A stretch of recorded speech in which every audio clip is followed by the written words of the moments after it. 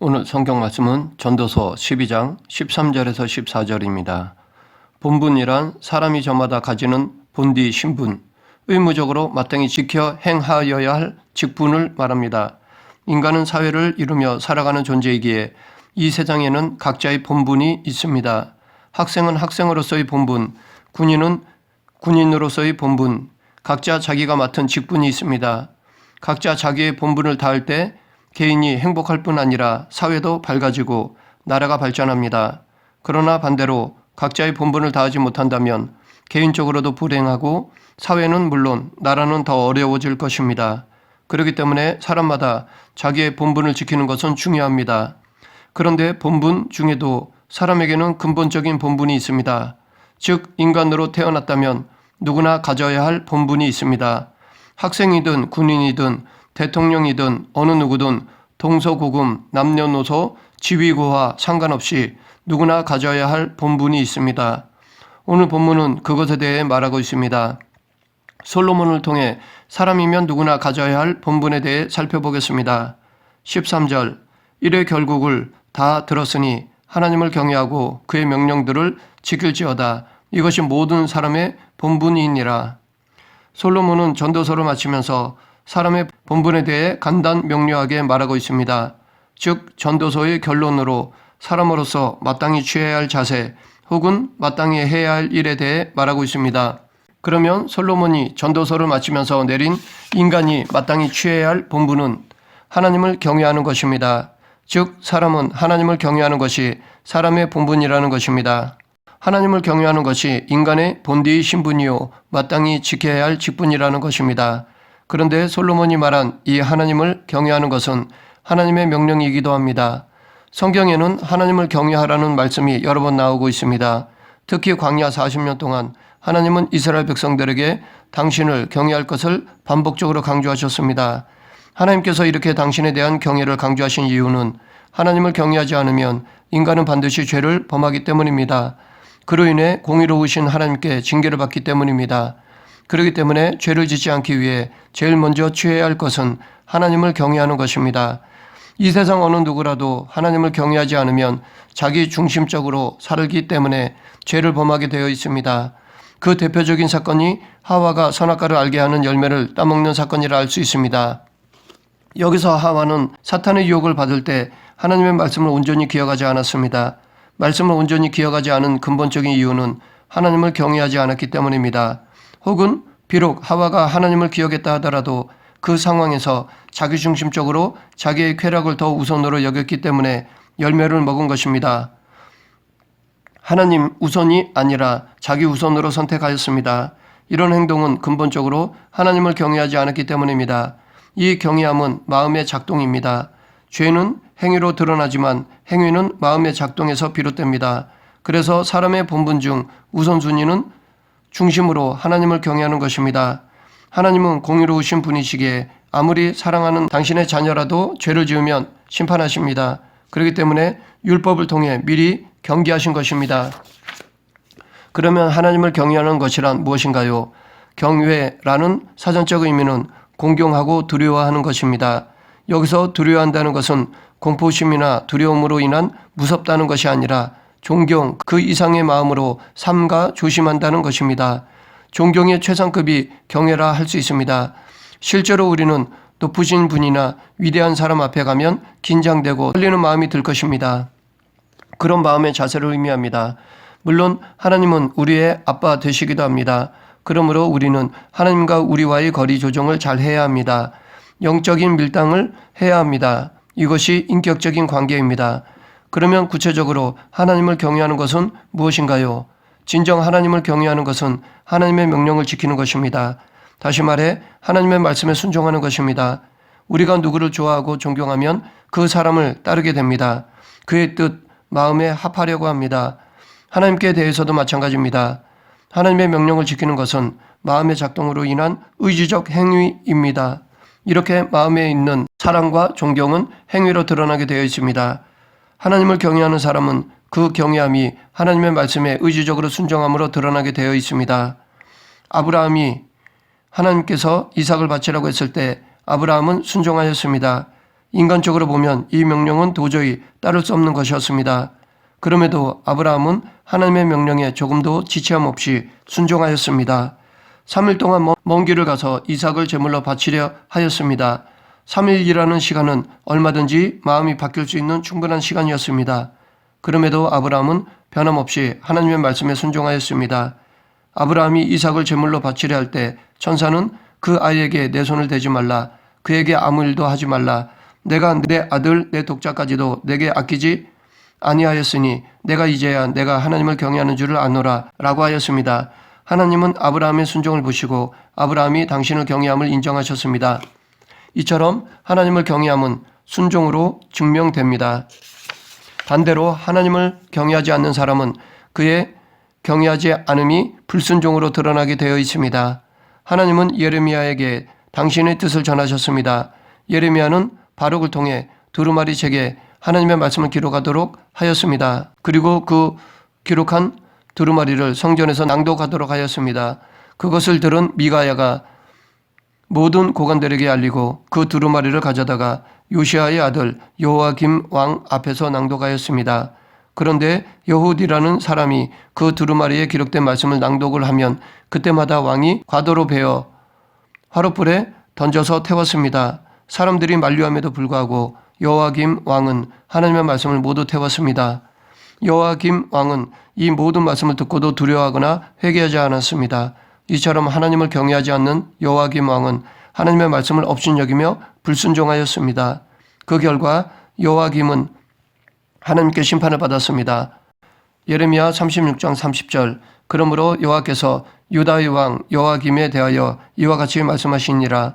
그에게 다윗의 왕위에 앉은 자가 없게 될 것이요 그의 시체는 버림을 당하여 낮에는 더위 밤에는 추위를 당하리라. 이처럼 하나님을 경외하지 않음은 반드시 불순종으로 나타나게 되어 있고 그 결과는 심판을 받습니다. 다음으로 솔로몬은 그러면 왜 우리가 하나님을 경외하고 그의 명령들을 지켜야 하는지 그 이유에 대해 말하고 있습니다. 14절 하나님은 모든 행위와 모든 은밀한 일을 선악간에 심판하시리라. 우리가 하나님을 경외하고 그의 명령을 지켜야 하는 이유는 첫째, 하나님은 모든 행위를 선악간에 심판하시기 때문입니다. 우리는 살아오면서 우리에게 좋은 것, 기쁜 것만 기억하고 실패하거나 좋지 않았던 것은 기억하지 않습니다. 하지만 하나님은 그 모든 것을 다 아십니다.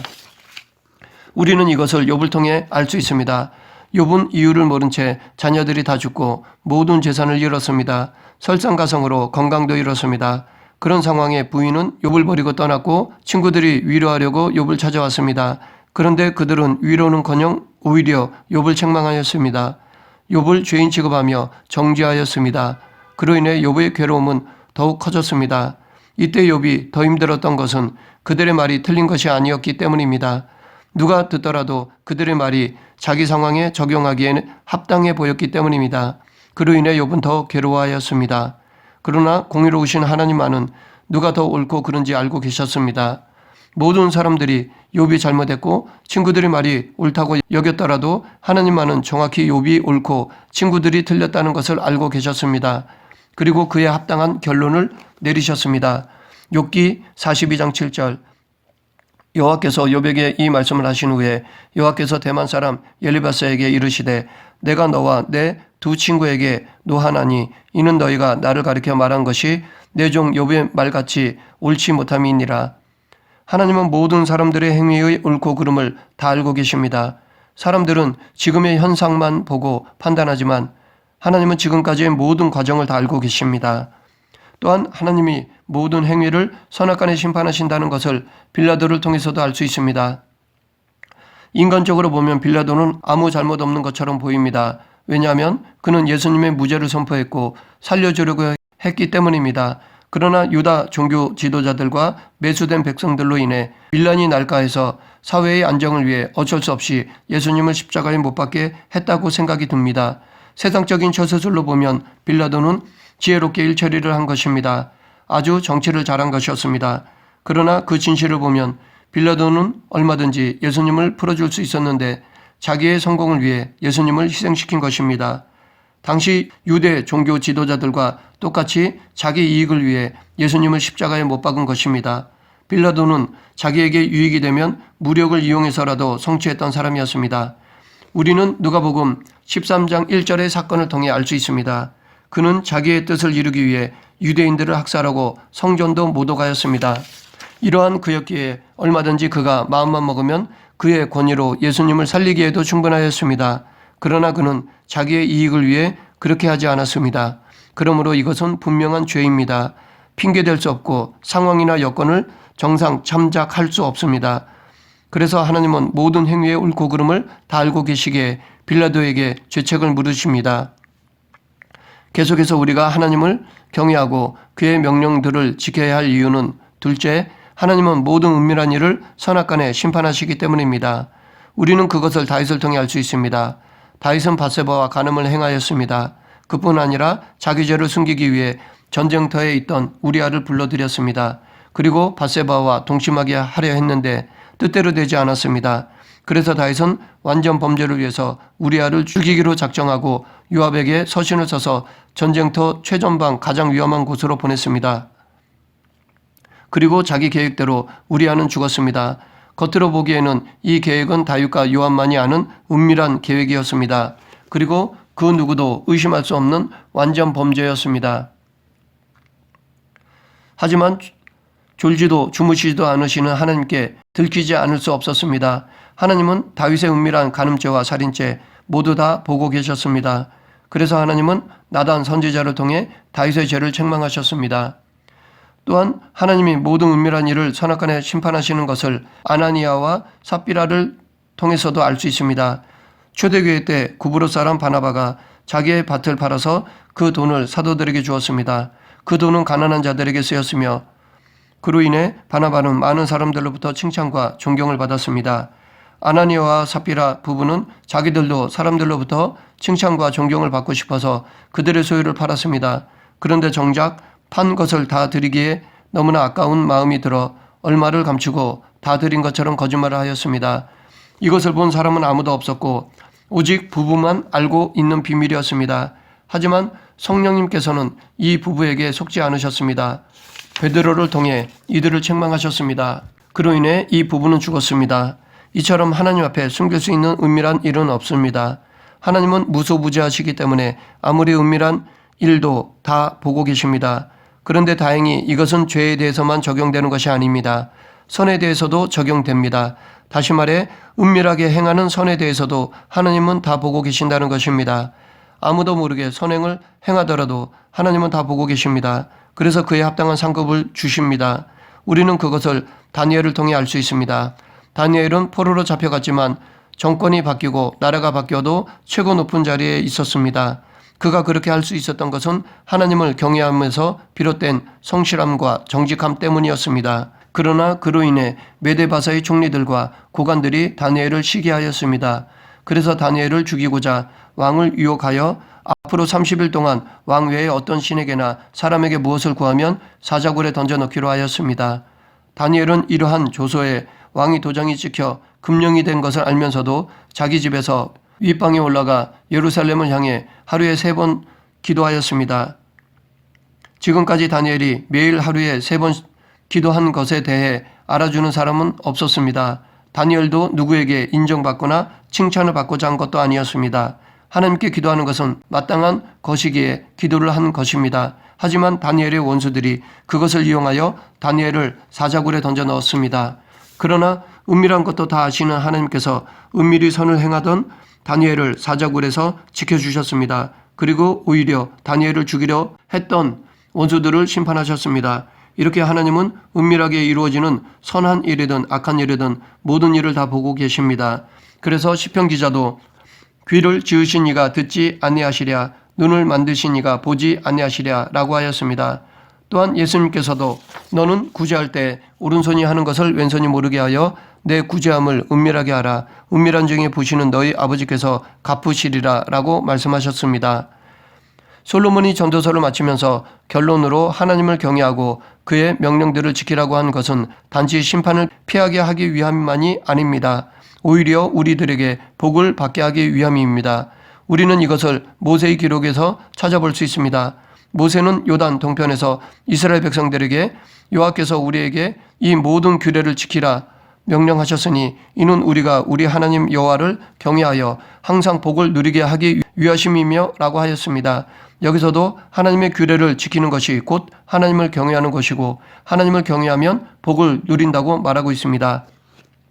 모세뿐 아니라 하나님을 경외하고 그의 명령을 지키면 복을 누린다는 것을 시편 기자의 노래를 통해서도 알 수 있습니다. 시편 112편에서는 여호와를 경외하고 그의 계명을 크게 즐거워하는 자에게 주시는 하나님의 세 가지 복에 대해 말하고 있습니다. 첫째는 자손과 부의 번성에 대한 복이며 둘째는 두려움 없는 빛 가운데 살아가는 복이고 셋째는 나누어주는 삶의 복입니다. 또한 시편 127편에서는 하나님 없는 인생은 모든 수고가 헛되다고 말하고 있는 반면에 시편 128편에서는 하나님을 경외하는 인생은 수고한 대로 거두고 먹는 복을 누릴 것이라고 말하고 있습니다. 이처럼 하나님을 경외하면 복을 누릴 수 있습니다. 그런데 우리가 하나님을 경외하는 것이 단지 복을 받기 위함이라면 성숙하지 못한 믿음이라 할 수 있습니다. 다시 한번 말씀드리지만 우리가 하나님을 경외하는 것은 인간의 본분, 즉 마땅한 것이지 복을 받기 위한 수단이 아닙니다. 창조자이시고 모든 만물을 주관하시는 하나님을 경외하는 것은 피조물에게는 마땅한 것입니다. 이 마땅함이 선입니다. 자녀가 부모를 공경하는 것이 마땅한 것입니다. 그래서 효도가 선인 것입니다. 반면에 이 마땅한 것을 거스르면 그것은 악입니다. 우리가 하나님을 경외하는 것은 복받는 수단이라기보다는 마땅한 것, 선입니다. 이 마땅함은 그 자체가 기쁨이요 행복입니다. 그래서 예수님은 즐겨내는 자를 좋아하십니다. 솔로몬은 이렇게 마땅한 것을 사람의 본분이라고 말하는 것입니다. 그런데 감사하게도 우리가 이렇게 마땅한 행위를 하는데도 하나님은 그에 합당한 상급을 주십니다. 그냥 우리가 경외하는 것을 받으셔도 되는데 상급을 주십니다. 이것은 우리에게만 좋은 것입니다. 우리 편에서 이익입니다. 하나님을 경외하는 것은 우리에겐 수지 맞는 장사입니다. 그렇기 때문에 우리는 우리가 대단한 것을 행해서 상급을 받는 것이 아니라 마땅한 것을 했음에도 하나님은 은혜로 상급을 주시는 것이므로 우리가 행한 선이나 의를 자랑할 수 없습니다. 자기 의로 내세울 수 없습니다. 우리는 단지 베풀어 주신 은혜에 무조건 감사할 뿐입니다. 자기 공적을 내세울 수 없습니다. 하나님은 은혜가 풍성하신 분이십니다. 말씀을 정리하겠습니다. 인간은 누구나 하나님을 경외해야 합니다. 이것은 선택사항이 아니라 마땅한 것입니다. 오히려 이것은 우리에게는 영광입니다. 그런데 하나님을 경외하는 것은 곧 그의 명령들을 지키는 것입니다. 다시 말해 하나님의 말씀에 순종하는 것입니다.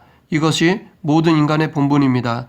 그런데 하나님은 우리가 이 마땅히 해야 할 본분을 행했음에도 그에 합당한 상급을 주십니다.